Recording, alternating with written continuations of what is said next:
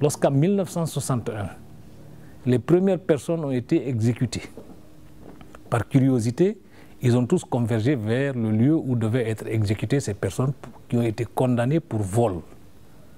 Et peu après l'exécution de ces personnes-là, les curieux qui étaient venus observer cette application de la peine de mort et qui avaient laissé leur bicyclette derrière eux, en revenant de cette exécution, ont constaté que leurs bicyclettes ont été volées.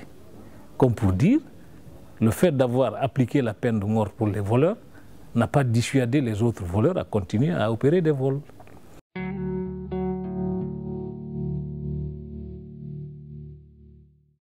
On ne peut pas vouloir préserver la vie d'un homme et encore appliquer une loi par laquelle on ôte cette vie à ce même homme. C'est en ça que je trouve que la peine de mort est une absurdité et qu'il est utile, aussi bien au niveau des mécanismes régionaux, je parle des mécanismes africains, des mécanismes européens, américains, qu'au niveau des mécanismes onusiens, qu'on tienne compte du fait que la peine de mort n'a pas réglé les problèmes qui conduisent à l'application de la peine de mort.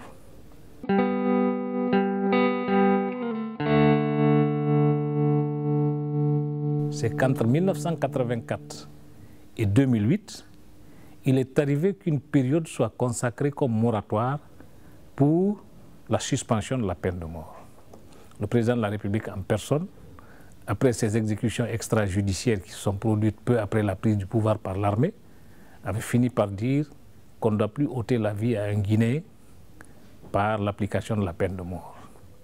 Mais ce qui est malheureux, c'est que cette décision était verbale. De nos jours, depuis les dernières élections qui ont porté l'actuel président de la République au pouvoir, il n'y a pas eu de déclaration solennelle qui crée les conditions de moratoire pour la peine de mort. Mais ce qu'on sait quand même, c'est que jusqu'à ce jour, il n'y a pas eu encore de condamné à mort.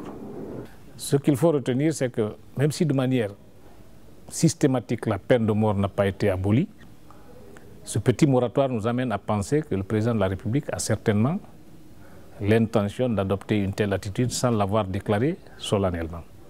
Mais il faut aussi retenir une chose, c'est que c'est une question de positionnement politique pour nos dirigeants. Cette frilosité politique les amène à ne pas prendre des décisions qui seraient controversées par l'opinion nationale parce que quelque part, ils ont besoin de cet électorat-là pour reconduire leur mandat.